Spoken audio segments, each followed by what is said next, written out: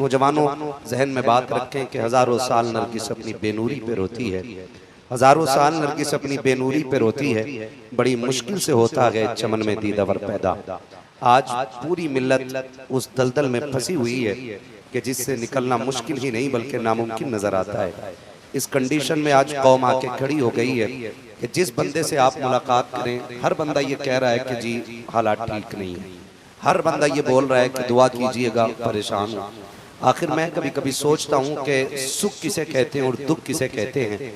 तो बुजुर्गों ने बड़ा आसान कर दिया, जमाल भाई इतना आसान कर दिया, फरमाया अल्लाह ने जिंदगी बड़ी आसान रखी थी, हम ही ने अपनी ज़रूरतें बढ़ा के इसको बड़ा मुश्किल बना दिया। हमने अपनी ज़रूरतें बढ़ा के इसको बड़ा मुश्किल बना दिया है। वरना ज़िंदगी तो इतनी आसान है कि आप खाइए, पाक खाइए, हलाल खाइए, नाजायज़ किसी का ना मारिए। बस यूं समझें कि आप 3 खजूर भी रोज खाते रहें तो भूख की वजह से मौत नहीं होगी।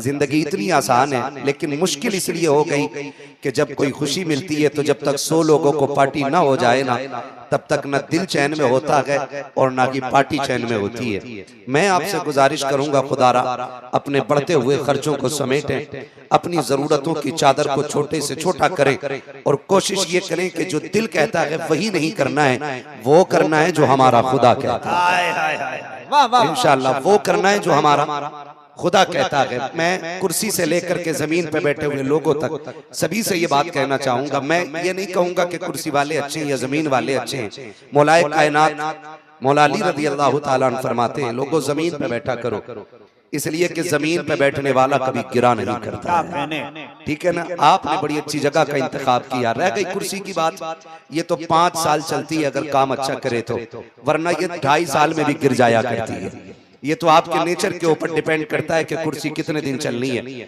फिर भी अगर अच्छा काम भी करें तो 5 साल के बाद कुर्सी कश्मकश में आ जाती है। लेकिन याद रखिए, जमींदार वो होते हैं जो जीते भी जमीन पर हैं, मरते भी जमीन पर हैं और मर के भी जमीन के होके रह जाया करते हैं। तो मैं मुबारकबाद पेश करता हूँ आपकी मोहब्बतों को। मैं आपसे अर्ज करना चाहता हूँ कि ज़रूरतों को समेटिएगा और इतनी ख्वाहिशात जो बढ़ती जा रही हैं इन्हें छोटा कीजिएगा। मैं ये भी बता दूं कि अक्सर नौजवान प्रदेश जाते हैं, वतन छोड़ जाते हैं, कोई दुबई, कोई सऊदी, कोई कोयत, कोई ईरान, कोई इराक, इधर उधर जा रहे हैं। पूछो क्यों जा रहे हो? कहा मौलाना कमाने के लिए जा रहे हैं। मैंने कहा क्या हिंदुस्तान में रोटी नहीं मिलती? मैं समझता हूँ अगर रोजगार के हवाले से मुल्कों का अंदाजा लगाया जाए तो सबसे ज्यादा रोजगार हमारे मुल्क में नजर आता है। हमारे मुल्क में सबसे ज्यादा रोजगार है। फर्क ये है कि ये फिर दुबई और सऊदी और कोयत क्यों जा रहे हैं लोग? तो जरूरतें इनको नहीं लेके जा रही हैं, ख्वाहिशात इनको लेकर के जा रही हैं। जरूरत तो 2 रोटी में पूरी हो जाती है, लेकिन ख्वाहिशात जो है ना 50,000 1 लाख से भी पूरी नहीं होती है। तो आप ख्वाहिशात का गला घोटे, जरूरियात पे अमल करें। मैं एक नौजवान मुझे मिला एयरपोर्ट पे, उसने मुझे पहचान लिया और आके कहने लगा आप मुफ्ती साहब? मैंने कहा हाँ। कहने लगा दुआ कीजिएगा। मैंने कहा क्यों? कहा मैं परदेश जा रहा हूँ। मैंने कहा क्यों जा रहा है? उसने कहा जी परदेश जा रहा हूँ कुछ कमाने के लिए। मैंने कहा खुदा करे ये तेरा सफर आखिरी हो और एक बार आके तू फिर न जाए। वो मुंह देखने लगा। कहा मैंने दुआ कराई थी और आप आखिरी सफर कह रहे? मैंने कहा हाँ। उसने कहा क्यों? मैंने कहा तू नहीं जानता यार, तुझे ये खुशी है कि मैं परदेश जाऊंगा, मेरी गाड़ी होगी, मेरा बंगला होगा, मेरे ऐश के सामान होंगे, लेकिन उस बूढ़े माँ बाप से पूछ जिसे घर रोता हुआ छोड़ा है। उनकी सबसे बड़ी जरूरत तो तेरे चेहरे में थी, उनकी सारी खुशियां तेरे वजूद में थी। हमें क्या लगता है हम दुबई जाकर के 5 साल काट लेंगे और वापस आएंगे तो बंगले खड़े करेंगे, गाड़ियां तैयार करेंगे, लोग हमें सलाम करेंगे। तो अगर दौलत को आप मयार समझते हो इज्जत का तो धोखे में हो। इतना याद रखना, हुए नाम वर बेनिशां कैसे कैसे, जमीन खा गई आसमां कैसे कैसे, बड़े बड़े आज कब्रिस्तान में लेटे हुए हैं। मैं नौजवानों से गुजारिश करना चाहूंगा, खुदा के वास्ते माँ बाप को छोड़ के परदेश न जाना, इन्हें छोड़ करके दूरियां इख्तियार न करना। मैंने बूढ़े माँ बाप को कहते सुना है मौलवी दुआ कर बेटे का फोन आ जाए। मैंने कहा अब्बा जी किस लिए? कहा 6 महीने हो गए हैं, बेटे ने एक कॉल नहीं की है। मैं ये कहना चाहता हूँ आपसे, आप रोज बीवी को 2 मिनट बात करने के लिए कॉल करते हो, कम से कम हफ्ते में 1 दिन माँ बाप से बात कर लिया करो। तुम नहीं जानते हो बीवी तुम्हें जरूरत पे फोन करती है, माँ बाप तुम्हें मोहब्बत में फोन करेंगे।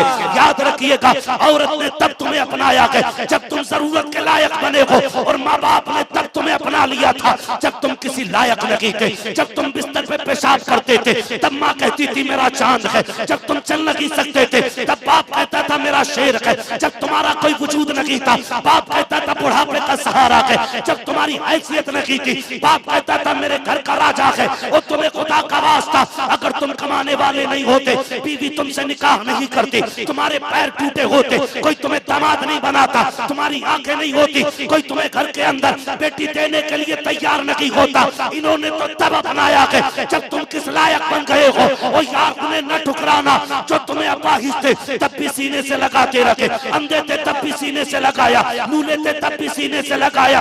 आज हक बनता है कि दुनिया जितना चाहे दावा करे। आज तुम ये कहो सबसे ज्यादा हम कल भी माँ बाप से प्यार करते थे, आज भी माँ बाप से प्यार करते। नारे तकबीर, नारे रिसालत, अज़मते वालिदैन। सुन रहे मेरी बात? बुरी लग रही है ना? जो बीवी के गुलाम है यकीनन उनका कलेजा फट रहा होगा। सुने और कान खोल के सुने। मैं ये नहीं कहता कि किसी की बेटी को ठोकरों में रखो। सुनो, बीवियां दिल में रखने के लिए होती हैं, सर पे रखने के लिए नहीं। क्या करने होती हैं? ये शादीशुदा क्यों नहीं बोल रहे? कुंवारों से क्या मतलब इस बात का? बीवियां कहां रखने के लिए होती हैं? फिर कुंवारे बोले, मैं चच्चा खड़ा कर दूंगा, 2 बार देख चुका हूं, फिर से मैं फिर देख के बोलता हूं। बीवी कहां रखने के लिए होती है और कहां नहीं रखना चाहिए? सर पे। हाँ, कहां नहीं रखना चाहिए? सर पे। लेकिन नौजवान ने बीवी दिल में नहीं रखी, सर पे रख ली। बहुत उम्दा। सर पे रख। एक बार बीवी कह देती हवेली बदल दो, कहता जैसे तुम कहो। लोग हवेली बदल देते क्यों? कब माँ बाप की खांसी अच्छी नहीं लग रही? मैं तुम्हें खुदा की कसम खा के कहता हूं, तुम्हें क्या लगता है अगर तुम शहर जाके 100 रुपए या 500 रुपए कमा के ला रहे हो तो ये तुम्हारी मेहनत का नतीजा नहीं? बूढ़े माँ बाप जो घर में खांस रहे हैं ना, उनकी एक एक खांसी के सदके में अल्लाह तेरे घर में रहमतें नाज़िल फरमाए। और अगर यकीन ना हो ना, अलग करके देखो माँ बाप को, न टुकड़ों को तरस जाओ तो बात करना। सुकून नहीं मिलेगा, तकिए लगा के सोना पैसे के, आराम नहीं मिलेगा। माँ बाप कौन सी दौलत है कभी समझा ही नहीं, समझा ही नहीं। मसला पूछ रहा, बीवी कह रही है माँ बाप को छोड़ दो, मौलवी साहब छोड़ दो। गैरत नहीं आ रही मसला पूछते हुए? सुन, अगर बीवी ऐसी मिल जाए तो तुझसे कहे माँ बाप छोड़ दे तो बीवी छोड़ देना, माँ बाप मत छोड़ना। इसलिए बीवी 1000 बार मिल जाएगी, माँ बाप एक बार मिल। माँ बाप एक बार मिला करते। और आपको अगर मेरी बातें कड़वी लग रही है ना तो सुनो, मैं मिसाल देने लगा। मिसाल देने लगा नहीं, अब्बा की खांसी से बच्चों को तकलीफ होती, बीवी को पलटी आ जाती है, अब्बा खांसता है तो वो मन की बड़ी कच्ची है, मन की बड़ी कच्ची है। मैं कहता हूँ एक बात बता, तूने माँ के सीने पे बैठ के कपड़े गंदे किए थे, कभी माँ ने पलटी की? बोलो, क्या माँ का दिल नहीं था? बोल सकते हो तो बोलो, माँ का दिल नहीं था? खुदा की कसम, वो गंदगी में लेटी रही तेरे और तुझे सीने पे लेटाया। आज उसकी कीमत क्या दे रहे हो? चलो, खुद बेटा बिल्डिंग में रह रहा है, अब्बा छप्पर में डाल दिए तुमने, अब्बा छप्पर में डाल दिए। भूल गए हो तो याद दिला दो, अगर याद ना हो तो याद दिला दो। मैं जवानों की बात नहीं करता, मैं उनकी बात करता हूँ जिनके बाल सफेद हो गए। आज भी इनकी आंखों में आंखें डाल के पूछो, माँ की याद आती है? खुदा की कसम, 90 साल का बुढ़ा रोने लग जाता है। 90 साल का बूढ़ा रोने लग जाता है। देख उसकी आंखों में झांक के, क्यों रोया? वो कहता आज भी ऐसा लगता है जैसे दरवाजे पे माँ खड़े होकर इंतजार कर रही है। आज भी ऐसा लगता है कि माँ को मेरे लौटने का इंतजार है। और याद रखिएगा, मैं भी माँ बाप के हवाले से बात कर रहा हूँ। जितना परेशान तुम्हारे लिए माँ बाप होते हैं ना, इनके बाद कोई तुम्हारे लिए परेशान नहीं होगा। बेशक बेशक, ये लिख लो मेरी बात, इनके बाद तुम्हारे लिए कोई परेशान नहीं होगा। तुम घर से निकलते हो ना रात को, अब्बा क्या कहता, कहां जा रहा है इतनी रात को? कहता चुप रहो, मैं कोई पागल थोड़ी हूं जो मुझे कोई कुत्ता बिल्ली उठा के ले जाएगा। मैं भी जवान हूं, ये कह के तुम बाप को चुप करा देते हो, फिर दोस्तों के साथ बैठ करके 1-1 बजे तक तुम होटलों में वक्त जाया करते हो, 12-12 बजे तक चौक में बैठ करके दोस्तों के साथ ठट्टे उड़ाते हो। तुम्हें पता है जब तक तुम नहीं आते हो माँ बाप की आंख में नींद नहीं आया करती है, और जब तुम रात के 1 बजे आते हो बाप गुस्से में पूछता है अब तक कहाँ थे, कहता कुत्ते की तरह ना भौंका करो, और तुम्हें खुदा का वास्ता इनके सामने ऊंचे लहजों में बात ना किया करो। माँ कहती तेरे खाने के इंतजार में जाग रही थी, अब तक क्यों नहीं आया? कहता खा लिया होता, सो गए होते। अल्लाह की इज्जत की कसम खा के कहता हूँ आज इनके लहजे तुझे बुरे लग रहे हैं। जिस दिन ये सफेद कफन में लिपट के चले जाएंगे 2 बजे आना या 3 बजे आना, किसी को तेरा इंतजार नहीं होगा। कोई राह में बैठ करके तेरी राह नहीं तकेगा, कोई नहीं पूछेगा इतनी रात तक कहाँ था। तजर्बा ना हो तो पूछ लेना तजर्बाकार लोगों से। जब रात के 3 बजे आते हो माँ उठ के दस्तरखान लगाती है, लेकिन जब माँ का रात चला जाता है बीवियां लेटी रहती है और कहते भूख लगी है, कहती किचन से लेकर के खा लो। लेकिन माँ और बेटी अगर होती है कहती ठहर जा मैं तुझे खाना खिलाऊं, बगैर खाए न सोना। और नौजवानों हाथ जोड़ के कहता हूँ अगर माँ बाप है तो इज्जत कर लो, अगर कल ये नहीं होंगे, अगर ये सफेद कफन में लिपट के चले गए, मर्जी है तुम्हारी 3 बजे आना 2 बजे आना, तुम घर में दाखिल हो गए, कोई तुम्हें पूछने वाला नहीं होगा, कोई तुम्हें टोकने वाला नहीं होगा। फिर तुम्हारे कान तरस जाएंगे, कहाँ के वो आवाज जो कभी रात में सख्ती से आया करती थी। तब तुम्हें लेटने वाला बाबा दिखाई नहीं देगा, सिर्फ चारपाई नजर आएगी। तुम्हें दीवार से लगी हुई पकड़ के चलने वाली लाठी तो दिखाई देगी, लेकिन पकड़ने वाला बाबा नहीं होगा। फिर सारी दौलत हाथ में लेके फिरना और कहना कोई बाप ला दे, कोई माँ ला दे। अल्लाह की इज्जत की कसम सारी दौलत लेकर भी कोई तुम्हें माँ बाप नहीं दे सकता है, इसलिए कि दौलत मेहनत से मिलती है, माँ बाप खुदा की रहमत से मिला। नारे तकबीर, नारे रिसालत, उलमाए अहले सुन्नत करेंगे इंशाअल्लाह माँ बाप की इज्जत। वादा करते हैं, बोलो। तू हाथ क्यों नहीं उठा रहा मेरे भाई? माँ बाप से लड़ करेंगे इंशाअल्लाह। और याद रखो जन्नत उन्हें मिलेगी जिससे माँ बाप राजी होंगे। बेशक बेशक। तेरे चिल्लों का एतबार फिर कुछ नहीं होना है, तेरे सजदों का भरोसा फिर कुछ नहीं रह जाएगा अगर माँ बाप की नाराजी तेरे दामन में है। महबूब अलैहिस्सलाम है, एक देहाती शख्स आया और हुजूर की खिदमत में हाजिर हो गया। मेरे नबी ने फरमाया कहां से आए हो? कहा फलां गांव से। हुजूर ने फरमाया क्यों आए हो? कहा सुना है जिससे आप राजी होते हैं उससे खुदाए पाक राजी हो जाता है। मेरे नबी ने फरमाया सच सुना है। कहा फिर तेरी खिदमत करके तुझे राजी करने आया हूं। मेरे नबी वो जो दिलों के हाल जानते हैं, बरेली से आवाज आती और कोई गैब क्या, तुमसे निगाह हो भला जब ना खुदा ही छुपा तुम पे करोड़ों दुरूद।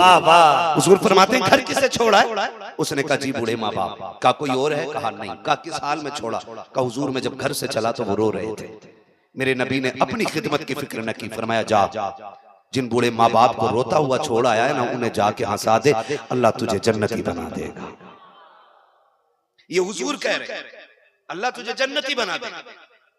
और माफ कीजिएगा बेटे 6-6 उम्रें कर रहे हैं और माँ को दवा दिलाने तक का वक्त नहीं है, बाप का इलाज करने के लिए पैसा नहीं, और कह रहा तीसरा उम्र है मेरा, चौथा उम्र है। अगर माँ बाप को तड़पता हुआ छोड़ के जाओगे अल्लाह को 1 उम्रे की जरूरत नहीं, तुम्हारी सारी इबादतें मुंह पे मारी जाएंगी।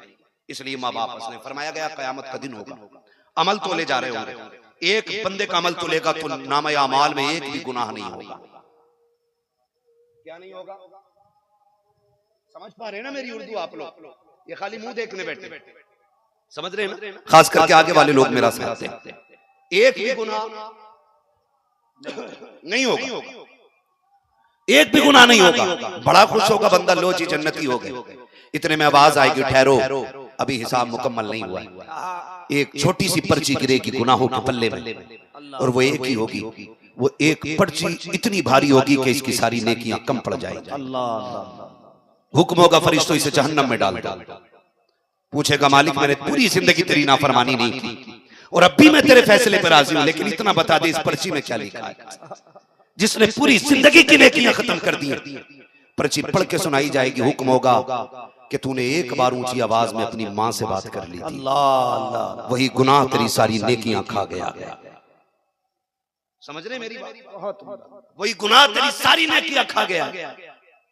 आज माँ बाप को रोता हुआ छोड़ के 6-6 उम्रें करो, नतीजा कुछ नहीं होना।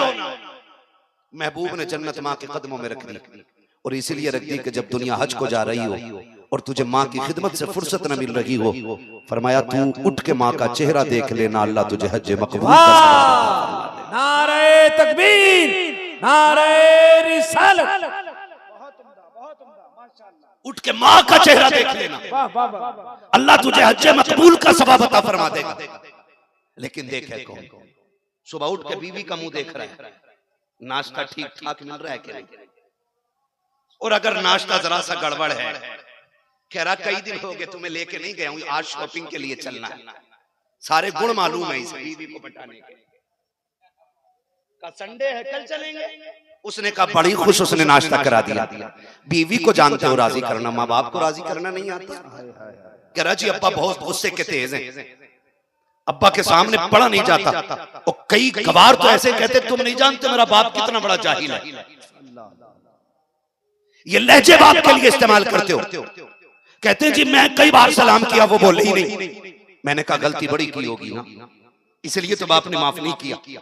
वो कहता है वो माफ ही नहीं करता। तरीका मैं बता दूं, अगर तुझसे बाप नाराज है ना तो आसान तरीका है, जलसे से उठ के जाओ ना तो बिस्तर पे नहीं लेटना, बीवी को जाके सलाम करो या ना करो, जाके पहले माँ बाप के कदमों में बैठ जाना। अगर बाप सो रहा हो उसके तलवे पकड़ के दबाना शुरू कर देना, कभी चूमना कभी आंखों से लगाना। अल्लाह की इज्जत की कसम खा के कहता हूँ, जितना चाहे गुस्से का तेज हो तेरा बाप, जैसी आंख खुलेगी वो तुझे कदमों में बैठे देखेगा, उठ के कहेगा इमरान कैसे आया है, गुड्डू कैसे बैठा है। कहते अब्बा माफ कर दे, आज मैंने मौलवी को कहते सुना है, जिससे तू रूठ जाता है उससे खुदा रूठ जाता है, जिससे तू नाराज होता है उससे खुदा नाराज हो जाता है। मेरे बाप मुझे माफ कर दे, ये कह के देखना खुदा की कसम गलती तेरी होगी, रोना तेरा बाप शुरू कर देगा, खता तेरी होगी, रोना तेरा बाप शुरू करेगा। और चाह जब वो रोएगा तेरे सर पे हाथ रख के कहेगा पगले आंसू पोंछ ले, तू तो आज आया है, मैं तुझे पहले ही माफ कर चुका हूं। माशाअल्लाह, जिंदाबाद। मना नहीं आया, तुम्हें बाप को राजी करना ही नहीं आया। उठो और रातों को उठ के अपने बाप के पैर दबा लिया करो यार, बहुत पैर दबा लिया करो। मैं अल्लाह की इज्जत की कसम खा के कहता हूँ, सुनो मैं छोटी बात को कसम नहीं खा रहा हूँ, बड़ी बात कह रहा हूँ, इसलिए अल्लाह की इज्जत की कसम खा के कह रहा हूँ, अल्लाह की इज्जत की कसम खा के कह रहा हूँ। सुने और गौर से सुने और बहुत तवज्जो के साथ मेरी बात सुनिएगा, बहुत तवज्जो के साथ। माँ बाप नाराज है, उन्हें राजी कर लो। अगर दुआएं कबूल ना होती हो ना, फरमाया गया माँ के तलवे चूमो, उनका जो दुपट्टा है ना उसका आंचल पकड़ो और उनसे कहो कि माफ कर दे या दुआ कर दे, खुदा सलामत में भाई उनसे कहें कि दुआ कर दे, अल्लाह बरकत दे दे। सुने इतनी बड़ी अल्लाह ने अजमत रखी है माँ बाप की दुआओं में कि 70 वली अगर एक तरफ बैठ के तेरे लिए बद्दुआ करने लग जाएं और तन्हा माँ तेरे लिए झोली फैला दे, अल्लाह 70 वलियों की टाल देता है, एक माँ की नहीं टाला। क्या कहने, क्या कहने, एक माँ की नहीं टाला करता। करेंगे इंशाअल्लाह माँ बाप की खिदमत, वादा करें इंशाअल्लाह, इंशाअल्लाह। और माँ बाप से भी एक गुजारिश कर लूं, अब्बा लोगों से भी कुछ बात कर लूं भाई, अब्बा लोगों से भी बात करूं मैं। रब ने आपको बाप बनाया है ना, तो बेटों को बकरा ना बनाए, बेटों को बकरा ना बनाए। आप कहेंगे बकरा कब बनाया? जब बेटे के शादी के मौके पे बेटों की कीमत लगाते हो ना, तो बकरों से ज्यादा औकात नहीं रह जाती बेटों की। समझ रहे मेरी बात? बहुत उम्दा। रिश्ता कर देंगे, 10 लाख चाहिए, का कैश नहीं खाली बुलेट दे देना, और तेल डालने की औकात नहीं है बुलेट में। बहुत अच्छा, सही सही सही फरमा रहे हैं। मांगेगा बुलेट, महफूज भाई 1 महीने बाद कहता बेच रहे हैं, क्यों का तेल खा रही है। बेटी के बाप का जिगर देख, उसने जमीन बेच के बुलेट दे दी, तुझसे कमा के बुलेट चल नहीं रही है। ये औकात है तुम्हारी। हर बाप से मेरी गुजारिश है, अल्लाह ने औलाद दी है, ये करम किया तुम्हारे ऊपर, बेटे दिए गए, नेमत से नवाजा है। जवान हो जाए तो किसी गरीब के घर का दिवाला ना निकालना। कह रहे नहीं हम कुछ नहीं मांग रहे। रिश्ता कराने वाले भी जमाल अख्तर भाई ऐसे होते, कह रहे डिमांड कुछ नहीं है, खाली बारात को खाना अच्छा दे देना। क्या खाती है बारात? मन्नो सलवा, जन्नत की उतरी हुई नेमत है। खुदा की कसम अगर मुंह ऐसा होता अल्लाह वो भी उतार देता। सच है, सच है। लेकिन मुंह तो गेहूं खाने लायक नहीं है।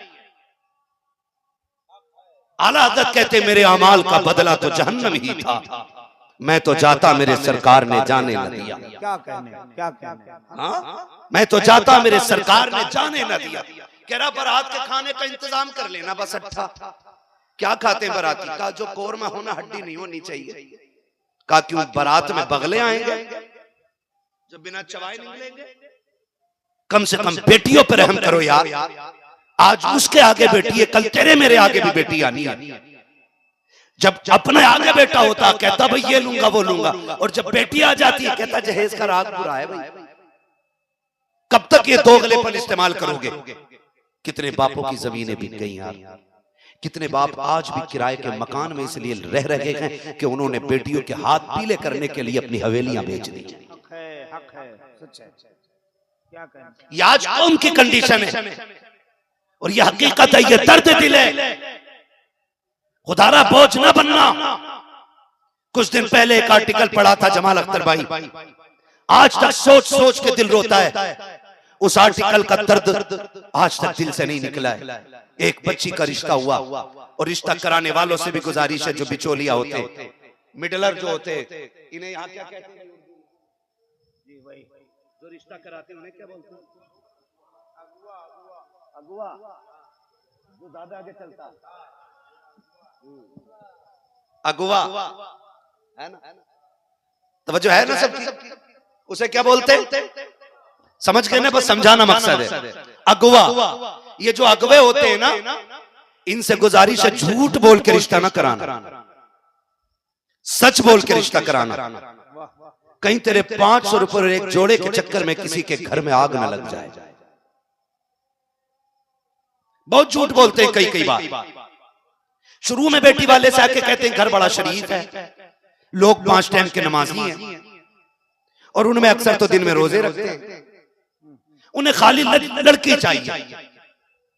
तो बेटी वाले खुश हो जाते, भाई खाली बेटी चाहिए, का ठीक है करा दो रिश्ता। अभी रिश्ते को चंद दिन गुजरते हैं, का सुने बाकी तो कुछ नहीं चाहिए, खाना थोड़ा सही कर लेना। बेटी के बाप ने कहा कुछ नहीं मांग रही तो चलो खाना अच्छा कर देंगे। क्या चाहिए? फला फला चाहिए, मटन चाहिए, ये चाहिए वो चाहिए। ठीक है जी कर देंगे। या रसूल अल्लाह, क्या बात है। मैं समझता हूँ हुजूर के गुलाम उठेंगे नहीं, इसलिए कि अगर अजमेर वाले के बिठाए ऊंट नहीं उठते तो मदीने वाले के बिठाए कैसे उठ के जा सकते है ना? चलो बेटे और आगे जरा कह दे या रसूल अल्लाह। हाँ जी, अब ना भी सुनेंगे ना मुझे 3 बजे तक तो फिर भी सुना नहीं, मगर बहुत अच्छा लग रहा है आप जिस प्यार से सुन रहे हैं, और इंशाल्लाह तब्दीली लेके आएंगे। लाएंगे ना इंशाल्लाह तब्दीली लाएंगे। आज देखो बेटियों के बाल सफेद हो रहे हैं क्योंकि बाप मजदूर है, बाप कमजोर है। बेटियां कभी बाप को बोझ नहीं लगती हैं, और खास करके जिस दिन से मेरे नबी ने कहा है ना मेरी फातिमा मेरे जिगर का टुकड़ा है, उस दिन से हर बाप अपनी बेटी को जिगर का टुकड़ा माना। वाह वाह वाह। फिर क्यों रो रहा है बाप, क्यों परेशान हो रहा है? बेटी के नाम की वजह से नहीं, अमीरों की दहशत की वजह से, अमीरों के आतंक की वजह से, लोगों की डिमांड की वजह से, इस वजह से बाप रोता बेटी की वजह से। इतना आसान कर दो यार निकाह कि बेटियां मुस्कुरा के कहें शुक्र मालिक तूने हुजूर की उम्मत में पैदा किया। जहां पे दौलत नहीं देखी जाती, मदीने वाले के दर की मोहब्बत देखी जाती है। करेंगे ना इंशाल्लाह, करेंगे ना इंशाल्लाह। मैं पूरी गारंटी के साथ कहता हूं, जो मांग के जहेज लेते हैं ना, वो जहेज नहीं जहन्नम का ईंधन लेते हैं, जहन्नम का ईंधन लेते हैं। फिर किसी भी पीर से लाकर पूरा खत्म पढ़वा लिए, खत्म नहीं पूरा कुरान भी पढ़वा लेना। अगर मांगा हुआ जहेज है तो वो जहन्नम में जाएगा और तुझे भी उसके साथ जहन्नम में झोंका जाएगा। ये याद रखना मेरी बात। अल्लाह करेंगे तब्दीली आ जाए, तब्दीली आ जाए, और कोशिश ये करें डिमांड बंद करेंगे इंशाल्लाह। नौजवानों एक बात बता दूं, जरूरी नहीं आपने, चलो मैंने कहा आपने मांग लिए, बेटी वाले ने 10 लाख दे दिए, आपने गाड़ी मांग ली बेटी वाले ने दे दी, तुम दूल्हा बन के गए, रास्ते में एक्सीडेंट हो गया, तुझे गाड़ी छूने भी नहीं मिली, इधर से दूल्हा बन के गया था, उधर से कफन में लिपट के आया, क्या नतीजा निकलेगा, क्या अच्छा पैगाम, वाह वाह, क्या वाह, नतीजा निकलेगा। वाह वाह वाह। मौलाना जमाल अख्तर साहब को बुलाना, दिलबर भाई को बुलाना, अजमत भाई को बुलाना, इन उलमा को बुला के पढ़वाना तो जितना चाहे अजान कब्र पे। वो जो गरीब का खून चूस के जहेज लाया है ना, ये अजान उस आवाज को ठंडा नहीं करेगी, ये याद रखिएगा। बरकत की चीज है अजान कब्र में, इसलिए पढ़ी जाती है कि वहां की दहशत खत्म हो, लेकिन जो आतंक आपने जमीन के ऊपर फैलाया है ना, उसका असर कब्र में दिखाई देना है, कब्र में दिखाई देना। मैं चापलूसी करके और तुम्हें फ्री की जन्नत बांट के नहीं जाऊंगा, आपने पैसा खर्च किया, इतना कड़वा बोलूंगा ताकि उसका असर आपको आखिरी सांस तक याद रहना। मुझे दलाली करनी नहीं आती है, मैं कहूं जिसे जन्नती देखना हो फला को देख लो, फला को देख लो, कौन जन्नत में जाएगा ये फैसला खुदा करेगा, मौलवी के हाथ में क्या है। कबूल करें इन कड़वी बातों को जो मैं कह रहा हूं। किसी का बोझ कम कर दो यार, बहुत उम्दा बोला, कम कर दो। मौत का नाम गाली नहीं है, जब आएगी तो जवान बच्चे बूढ़े नहीं देखती है। जिसका नंबर आता है ना, फरिश्ता इतना सख्त है, जब लेने आता तो लेके ही जाता है। फिर बेवा की आहें, बच्चों की चीखें, घर का अंधेरा, बड़े बूढ़ों की आहो पुगा, ये उसके हाथों में कब कभी पैदा नहीं कर सकती। जिस पे उसने हाथ रख दिया ना, फिर वो बचना नहीं है। इससे पहले कि वो दिन आए तैयारी कर लो, और तैयारी ऐसी करो किसी गरीब का सहारा बन जाओ, है ना। देखो क्या किस चीज का सारा झगड़ा है, बेड है, डबल बेड, जानते बेड, फिर बोलो यार जानते हो तो, बेड जानते ना, बेड, सोफा, अलमारी, कूलर, वॉशिंग मशीन, एक बर्तन का सेट, यही है। इतना क्या जवान खुद से कमा के नहीं खरीद सकता? बोलो, खरीद सकता है क्या नहीं? खरीद सकता है यार, हम खरीद सकते हैं। हम अगर 1.5 लाख का मोबाइल खरीद सकते तो क्या हम ये चंद चीजें नहीं खरीद सकते? क्या कहते हैं, हक है। बोलो, खरीद सकते हैं कि नहीं? जब खरीद सकते हैं तो नौजवान, इतनी मेरी गुजारिश है, मत खरीद डबल बेड, एक बड़ा पलंग खरीद लो। मत खरीदो सोफा, 4 कुर्सियां प्लास्टिक की ले लो। मत खरीदो बुलेट, एक स्प्लेंडर गाड़ी ले लो, और अपनी जरूरत के सामान खुद इकट्ठा कर, और फिर किसी गरीब बेटी को 5 लोगों के साथ जाके इज्जत से अपने घर की इज्जत बना के ले आ। वाह वाह, मैं नहीं जानता तेरे तीजे में कलमा कितना पढ़ा जाएगा, मुझे नहीं पता तेरे जनाजे में कितने लोग रो के दुआ करेंगे, लेकिन अगर तू किसी गरीब का सहारा बन गया तो खुदा की कसम तेरे कफन को मुंह से बाद में हटाया जाएगा, तेरी कब्र में रोशनी करने के लिए ज़हरा का बाबा पहले आ जाए। वाह वाह, नारे तकबीर, नारे रिसालत करेंगे इंशाअल्लाह। एक आखिरी बात और कह दूं भाई, कह दूं कमेटी वालों, जिसे भी लड़ना है इनसे लड़ लेना, कहना मौलवी इतना खतरनाक बुलाया क्यों था, हम तो 3 बजे तक जन्नत के चक्कर में बैठे थे। सुने, आला हजरत ने फैसला कर दिया, तुझसे और जन्नत से क्या मतलब, वहां भी दूर हो, हम रसूलुल्लाह के जन्नत, शर्त यह है हम रसूल के हो जाएं, जन्नत फिर मिलनी मिली। और हुजूर के कैसे होंगे, उनके बताए हुए तरीकों पे चले। एक आखिरी पैगाम, बारात होती है इधर, कितने लोग चलते हैं? 100, 80, 70, हर तरह का है ना। आपके इलाके के मौलवी लोग मेरे पास हैं, दिलबर भाई की सुई 450 तक जा चुकी है ना, लोग लेके जाते हैं। कम से कम कितने 200। अपने घर 4 मेहमान आए तो जीभ निकल जाती है इतनी। हाँ, 4 मेहमान आए तो किसी खानदानी से बात नहीं कर रहा है, क्या हो गया यार, घर पे मेहमान है, सुबह से शाम तक पसीना पहुंच रहा है, 4 मेहमानों को लेकर के। ओ गैरत कर बेटी के दरवाजे पे, तू 200 मेहमान क्या सोच के ले गया था? तेरे बाप ने कमा के रखा था, तेरे दादा ने रख दिया था ला करके, हराम का है वो। इस्लाम में बारात का कोई तसव्वुर ही नहीं है, कोई तसव्वुर इस्लाम में बारात का नहीं है। ये बिला वजह के तमाशे बना रखे हैं, 250, 300, 400। कह रहा नहीं, अगर बारात नहीं होगी ना तो लोग इज्जत नहीं करेंगे। बता, तेरी इज्जत मेरे नबी से ज्यादा है? तेरी बेटी खातून जन्नत फातिमा ज़हरा से ज्यादा इज्जत वाली है, या तेरा दामाद हैदर कल्लार से ज्यादा अजमत वाला है? ला कोई। हजरत अली आए बैठे हुजूर के दरवाजे पर। अली कैसे आए हुजूर? हिम्मत नहीं हो रही, बताओ ना अली। चुप अली। कहते अली मैं बताऊं कि तुम बताते हो? तो कहते महबूब आपको दिलों के भी हाल मालूम है, आपको बताने की जरूरत क्या है? कहा अली फिर कह क्यों नहीं देते? फातिमा के रिश्ते के लिए आए बैठे, अकेले हजरत अली आए, फातिमा के रिश्ते के लिए आए हो। गर्दन झुक गई, गर्दन झुक गई। कहते अली मुबारक हो, तुमसे पहले अभी जिब्रील आए, उन्होंने कहा रब ने अली का रिश्ता फातिमा के साथ जन्नत में कर दिया है। कोई ऐसी दुल्हन ला के दिखाओ जो खातून जन्नत से ज्यादा अजमत वाली हो।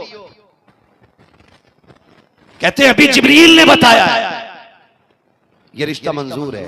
फिर हुजूर उठ के चले, फिर जिब्रील आ गए। महबूब अब किधर जा रहे? कहा बेटी से तो पूछ लूं। कहा जब ये फैसला रब ने कर दिया तो फिर आप बेटी से पूछने क्यों जा रहे हैं? कहा जिब्रील मुझे तूने बताया मेरे फैसले रब करता है, लेकिन मेरी उम्मत का मामला तो उसके दिल के ऊपर होगा ना। कहा बेटी से पूछना है, और पूछना इसलिए नहीं है कि रब के फैसले से मैं राजी नहीं, इसलिए पूछने जा रहा हूं ताकि उम्मत को यह सबक मिल जाए कि जब तुम बेटियों के रिश्ते किया करो तो सिर्फ अपनी मर्जी से नहीं बल्कि बेटियों की भी मर्जी हासिल कर लिया करो। ये बहुत बड़ा सितम करते हैं लोग कि बेटियों से पूछते ही नहीं और रिश्ते कर देते। बेटे से 6 बार पूछ रहा है, बता तेरी क्या राय है? जानता है ना कि बेटे की मर्जी के खिलाफ कर दिया तो निकाह के वक्त भी उठ के भाग जाएगा, लेकिन बेटियों के बारे में दुनिया जानती है। बाप जो कह देता कि बेटियां टाला नहीं करती हैं। कितने रिश्ते मैंने ऐसे देखे हैं कि बेटी नेक नमाजी होती है और दामाद शराबी हुआ करता है। पूछो ये रिश्ता कैसे हो गया? का बचपन में अब्बा कह के मर गए थे, बेटी का रिश्ता फलां के साथ करके जा रहा हूँ, फिर वो शराबी भी हो गया तो नमाजी बच्चियों को शराबी के पल्ले डाल देते हो। और तुम्हें खुदा का वास्ता, बेटी बेटी होती है, खुदा की कसम तुम्हारे एक फैसले को तस्लीम करती है और कभी बात को टाला नहीं करती है। अब तुम पे लाजिम ये होता है कि बेटियों के रिश्ते से पहले भी उनसे पूछ लिया करो ताकि बेटी की जिंदगी बेहतर भी हो जाए और मदीने वाले की सुन्नत पे अमल भी होता चला जाए। पूछेंगे इंशाअल्लाह, बात लंबी हो जाएगी और वक्त मुकम्मल सा हो रहा है। आपसे मेरी गुजारिश है निकाह छोटा सस्ता करे, बिना बारात के। हजरत अली दूल्हा बने और बिना बारात के अकेले गए। हुजूर ने निकाह पढ़ा दिया, निकाह पढ़ा दिया। रुखसती की बारी आ गई, रुखसती की बारी आ गई। जब रुखसती की बारी आई ना, हजरत अकील आए। अकील आके कहते हैं हुजूर अली ने खबर भेजी है फातिमा को रुखसत करना है, फातिमा को रुखसत करना है। और सुनो बेटी वालों और बेटे वालों, कान खोल के सुनो, जिन्हें जहेज पे नाज है, जिन्हें दौलत पे नाज है ना सुने। कहा कि रुखसत करना है। खातून जन्नत सैयदा कायनात की रुखसती का वक्त आया। महबूब ने हजरत उम्मे सलमा रजी अल्लाह तआला अन्हा से कहा उम्मे सलमा कोई चादर हो तो ले आओ। नहीं। कहा क्यों? कहा बेटी को रुखसत करना है, बेटी को रुखसत करना। मेरे सामने बेटियां बैठी, अल्लाह सारी बेटियों का मुकद्दर अच्छा करे। इन बेटियों के अल्लाह नसीब में 4 चांद लगा दे। खुदा करे किसी की बेटी ससुराल जाके दुख ना उठाए। अल्लाह करे हर बेटी को ससुराल में इज्जत मिले। ये मेरी दुआ है। आप आमीन कह सकते थे क्योंकि उसमें आपकी बेटी भी शामिल हो सकती है ना? आपकी बेटी भी बाद में डोरी तावीज़ लिए फिर होगी, फिर कुछ नहीं होने वाला डोरी और तावीज़ों से। आज उनके लिए दुआएं मांग लिया करो, आज मांगा करो। अल्लाह करे किसी बेटी का नसीब खराब ना हो, किसी बेटी की जिंदगी में ये दुख ना आए कि वो ससुराल से बाप के घर आके बैठ जाए। बेटियों से भी एक बात कहना चाहूंगा, खुदारा ज़बान को कंट्रोल में रखना, कभी शोहर से आगे ना बढ़ना। तेरा शोहर तेरी दुनिया भी है और तेरी आखिरत भी है। शोहर के साथ कटती है मेरी बेटी जिंदगी और आखिरत भी तेरी शोहर के साथ जोड़ी गई है। उसके साथ ज्यादा जीभ चला करके, जुबान चला करके बदतमीजी न करना। अगर तेरा बाप कितना भी अमीर हो जाए ना तो शोहर के लिए इतनी पावर काफी है कि वो 3 तलाक का मालिक है। जिस दिन उसने 3 तलाक दे दी ना, उस दिन मिट्टियों में मिल जाएगी इज्जत तेरी। तो इसलिए शोहर का भी ख्याल करना है। मैं हर बेटी से गुजारिश करूंगा खुदारा अगर आपका शौहर जालिम भी है तो फिर सब्र के साथ जिंदगी गुजार जा, अल्लाह तुझे खातून जन्नत के सदके में जन्नती बना देगा। एक एक बेटी से, और आखिरी बात जो मैं बेटी से कह रहा था वो ये थी, मेरी बेटी कभी बाप से ये डिमांड ना करना, अब्बा जैसे मुखिया की बेटी का जहेज था मेरा जहेज वैसा होना चाहिए, जैसे सेठ की बेटी का जहेज है वैसा मेरा भी जहेज होना चाहिए। मुझे भी वही फ्रिज चाहिए जो फलां की बेटी को मिला है, मुझे भी वही वॉशिंग मशीन चाहिए जो फलां की बेटी को मिली है। कुछ बेटियां बाप से लड़ जाया करती हैं, मेरी बेटी तुझसे झोली फैला के इंतजार करता हूं, कभी बाप पे दबाव ना बनाना, बाप को मजबूर ना करना कि अब्बा मुझे ये चाहिए ये चाहिए। अगर बाप तुझसे कभी पूछने भी लग जाए बेटी बता क्या लेके जाएगी, उसके कदमों में बैठ जाना, कहना अब्बा तेरी बेटी को फ्रिज ना चाहिए, फ्रिज ना चाहिए, वॉशिंग मशीन ना देना, कूलर ना हो तब भी चलेगा, ना हो तब भी चलेगा, बस इतनी मेहरबानी कर देना कि जब जब बेटी रुखसत होने का ख्याल आए चोली फैला के चंद जुमले दुआओं के दे देना। मैं जानती हूँ कि गाड़ी के बगैर जिंदगी गुजर सकती है, माँ बाप की दुआओं के बगैर जिंदगी नहीं गुजर सकती। बेशक, सुभान अल्लाह, माशाअल्लाह, वाह। लेकिन बुरा हो आज के जमाने का, बेटियां रुखसत होने पे आती हैं, आपको माफ कीजिए, पहले बेटों पे डीजे बजता था, अब तो बेटियों पे भी बजा रहे हैं। हाँ, होता है कि नहीं ऐसा?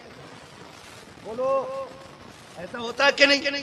पहले बेटों की शादी पे लोग करते थे बेटा भाई चलो धूमधाम करने, अब बेटियां रुखसत हो रही हैं तो लोग डीजे बजा रहे हैं। मुझे लगता है जैसे कौम की गैरत अब मर गई है, हया का पानी खत्म हो गया आंखों का, अब गैरत खत्म हो गई है। तुम नहीं जानते हो, पहले का दौर ऐसा था कि जब बेटियां रुखसत होती थी तो बाप 8 दिन पहले से रोना शुरू कर देता था। क्यों? क्योंकि ख्याल आता था जिगर का टुकड़ा जा रहा है, और भाई छुप छुप के रोया करते थे। महीनों पहले बहनों से लड़ना छोड़ देते थे, 4 दिन की मेहमान है फिर ये चिड़िया बन के उड़ जाएगी, फिर ये वापस नहीं आएगी, इस ख्याल में भाई रोया करते थे। जिन घरों से बेटियां रुखसत होती थी उन घरों में सफे मातम होती थी, आज जश्न का सामान है। आज भाई नाच रहा बहन की रुखसती पे, गैरत मर गई नहीं तो और क्या हुआ? डीजे बज रहा है, बाप खड़े होकर देख रहे हैं, और कल जब बेटी को धक्के मिलते ससुराल में फिर मौलवी याद आता है। दुआ कर दो बेटी को बुलाने दामाद नहीं आ रहा, दुआ कर दो बेटी की जिंदगी मुश्किल हो गई है। तुमसे कहता हूं खुदा के वास्ते, जब तुम्हें लग जाए ना बेटी की रुखसती के 8 दिन रह गए हैं तो सुनो, रातों को मुसल्ले बिछा लिया करो, मस्जिदों को आबाद कर लिया करो, चुप चुप के अल्लाह के घर में आया करो और झोली फैला के कहा करो मालिक बेटी परदेश जा रही है, इतना करम कर देना मालिक, बेटी को भले चटनी से मिले भले सूखे टुकड़े मिले, इतना करम कर देना जिल्लत की रोटी ना मिले, मेरी बेटी को धक्के ना मिले। जाओ जाकर के देखो, जब बेटियों की रुखसती होती है बाप मैयत से ज्यादा बेटी की डोली को देख के रोया करता है, इसलिए कि मैयत पे थोड़ी देर रो करके सब्र आ जाता है, क्योंकि बेटी खुदा की रहमतों के हवाले हो गई है। लेकिन जब बेटियां पराए घर जाती है तब बाप बड़े दर्द के साथ रोता है, कितनों की पगड़ियां उतर जाती है, कितने बेहोश हो जाते हैं। कभी बाप से जाकर के पूछो, बता तो सही इस दर्द से क्यों रो रहा है? का बेटी परदेश जा रही है, क्या हो गया? क्या रिश्तेदार अच्छे नहीं है? का बहुत अच्छे रिश्तेदार है? क्या पैसे वाले नहीं है? का पैसे वाले हैं? का तेरी बेटी भूखी रखेगी? कहा नहीं। का फिर रो क्यों रहा है? तब बाप रो के कहता है मौलवी साहब सुन लीजिए, मैं गरीब जरूर था लेकिन बेटी को मैंने सूखे रुकने खिलाए, लेकिन इज्जत से खिलाए थे। मैं मजदूरी करके आता था, 4 रुपए के फल लाता था, बेटी की गोद में रख के कहता था मेरी शहजादी कितनी अच्छी लग रही है। मुझे डर इस बात का है कि वो अमीर जरूर है, कहीं ऐसा ना हो कि मेरी बेटी को जलील करके खिलाया करे। रो इस बात पे रहा हूँ, मैं ये सोच रहा हूँ आज के बाद मेरी बेटी को ताने पहले मिलेंगे या रोटी पहले मिलेगी, गाली पहले मिलेगी या खाने पहले मिलेंगे, धक्के पहले मिलेंगे या बिस्तर पहले मिलेगा। मैं सोच रहा हूँ दर्द पहले मिलेगा या दर्द की दवा पहले मिलेगी। ये सोच के बाप रोया करते हैं। एक एक बाप से मेरी गुजारिश है, खुदा के वास्ते रातों को मुसल्ले पे आ जाया करो और रो के रब को दिखाया करो, इसलिए कि हाथ तेरे उठेंगे, अल्लाह बेटी के नसीब के फैसले फरमा देगा। बंद करो डीजे, बंद करो तमाशे, रातों को उठ के बेटी के नसीबों की दुआ मांगा करो, इसलिए कि तेरी झोली में अल्लाह ने वो बरकत रखी है कि जो खुशी बादशाह भी तेरी बेटी को नहीं दे सकता, वो तेरी चंद लम्हों की दुआएं तेरी बेटी को सुकून अता कर सकती। बंद करेंगे इंशाअल्लाह डीजे। वादा करो इंशाअल्लाह, वादा करो, और ना करो तो आइंदा कभी जलसा मत कराना, तुम्हें हक नहीं है ना न जलसा सुनने का न जलसे कराने का। सुन लो कान खोल करके, और इस्लाह मुआशरा तो बिल्कुल मत कराना, इसलिए कि ये वो करें जिन्हें हक समझने और हक पे अमल की कोशिश रहेगी। बड़ी बड़ी दूर से लोग आए बैठे, अगर इतनी भी तब्दीली नहीं आई तो कोई फायदा नहीं। इतने बदल जाना, इतने बदल जाना, बेटियों की रुखसती और डीजे नहीं, कुरान लेके बैठ जाना और कुरान वाले को कुरान पढ़ के सुनाना, और फिर कुरान सर पे उठा के कहना अल्लाह इस किताब का सदका बेटी की जिंदगी खुशियों से भर दे। हाँ, ऐसा कहोगे फिर देखो अल्लाह तुम्हारी बेटी को कितनी खुशियां अता फरमाता है, खुशियां अता फरमाता है। बेटियों से भी गुजारिश है बाप से डिमांड ना करना, और भाइयों से गुजारिश है कि बहन की रुखसती पे तमाशे ना करना, रब रसूल को राजी करने की कोशिश करना। और बेटों की भी शादी हो तो डीजे नहीं होना चाहिए।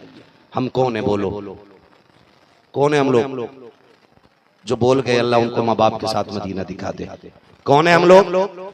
मुसलमान, और मुसलमान रब रसूल के लिए जीता है। निकाह किसकी सुन्नत है? बोलो, हुजूर की सुन्नत है। तो जब निकाह हुजूर की सुन्नत है तो फिर राजी भी हुजूर को करना है ना इंशाअल्लाह। नौजवानों अहद कर लो, सेहरा हमारा बंदेगा, बातें इंशाअल्लाह मदीने वाले की होंगी, करेंगे ना इंशाअल्लाह। और ये जो बारात का सिस्टम है ना भाई, से खत्म कर लो। शरीयत में इसकी कोई जगह नहीं है, कोई रस्मी शरीयत में यह है ही नहीं। इसलिए बारात जो है ना वो 8-10 लोग शराफत के साथ जाए, वो बगैर खाए पिए सिर्फ पानी पी के बेटी रुखसत करके ले आए। जब अमल ऐसा हो जाएगा तो फिर गरीबों की बेटियों के भी हाथ पीले हो जाएंगे, कमजोरों को भी बेटी भी आने का मौका मिल जाएगा। वो बेटियां जिनकी जिंदगी में खुशियां नहीं है उन्हें भी मुस्कुराने का मौका मिल जाएगा। तुम गरीबों को मुस्कुराहट दे दो, अल्लाह मरते मरते तुम्हारे लबों पे मुस्कुराहट अता फरमाएगा। करेंगे इंशाअल्लाह ये काम, इंशाअल्लाह सारे वादा करें इंशाअल्लाह। फरमाया गया लक़द काना लकुम फ़ी रसूलिल्लाहि उस्वतुन हसना, मेरे महबूब की जिंदगी आपके लिए बेहतरीन नमूना है। हुजूर ने बेटी को रुखसत किया। उम्मे सलमा से कहा चादर है? कहा नहीं। कहा कोई पुरानी चादर दे दो। आपने बगल में से एक चादर निकाली, 17 पैबंद लगे थे। हुजूर रोते जा रहे हैं और पैबंद गिनते जा रहे हैं, रोते जा रहे हैं, गिनते जा रहे हैं, रोते जा रहे हैं, गिनते जा रहे हैं। आपने 17 पैबंद गिने और गिन के ना चादर खोल के बेटी के सर पे रख के कहा फातिमा यहाँ 17 पैबंदों वाली चादर ले ले, जन्नत में जन्नत की सरदारी वाली चादर अता कर दूंगा। कौन है फातिमा? फातिमा वो है जो जन्नती औरतों की सरदार है, जिसका शौहर वलियों का सरदार है, जिसके बेटे जन्नती जवानों के सरदार है, जिसका बाबा सारे नबियों का सरदार है। उस जात को खातून जन्नत कहा जाता है। अल्लाह हमारी बेटियों को कनीज़े फातिमा ज़हरा बनाए। आपसे गुजारिश है, आपके निकाह अगर हो गए ना तो किसी की बेटी को जूते थप्पड़ ना मारना, दुख ना देना। हुजूर ने आखिरी अल्फाज अपने कहे थे, उम्मती अस्सलात अस्सलात अस्सलात, 3 मरतबा कहा था, मेरी उम्मत नमाज नमाज नमाज पाबंदी से करना है। अगली बात कही थी, मैं तुम्हें डराता हूं गुलामों पे जुल्म न करना, औरतों के साथ ज्यादती न करना, आप अपनी बीवी पे सितम न करें, इसलिए कि अपने बाकी अमाल का हिसाब अपने नामे अमाल से दोगे, लेकिन जब बीवी के हिसाब की बारी आएगी अल्लाह बगल में खड़ा करके पूछेगा, बता 3 मरतबा कबूल कबूल कह के तुझे लेके आया था, इसने जिंदगी कैसे गुजारी? अगर उसने रब को रो के दिखा दिया, सारी अमल की गठरी मुंह पे मार के जहन्नम में झोंक दिया जाएगा। इसलिए आपसे कहना चाहता हूं, जो सब कुछ छोड़ के तुम्हारे लिए आई है ना, उसके साथ ऐसी वफा करके दिखाना जैसे मेरे नबी ने खदीजतुल कुबरा के साथ वफा की थी। करेंगे इंशाअल्लाह, करेंगे इंशाअल्लाह। नमक मिर्च कम हो जाए, थप्पड़ न मारना, हाथ न मारना, वरना अल्लाह को अगर इसने गाल दिखा दिया ना, मालिक एक दिन नमक तेज हो गया था, इसने थप्पड़ मारा था, आज तक निशान है। अल्लाह कहेगा फरिश्तों हाथ तोड़ के जहन्नम में झोंक दो इसे, कोई बचाने वाला नहीं होगा, कोई बचाने वाला नहीं होगा। खुदारा बीवियों के साथ इंसानियत के साथ रहे, घरों को जन्नत बनाए। तलाक का जो रिवाज हमारी रस्म कौम में आ गया है, इसको बैंड कर दे, बिल्कुल रोक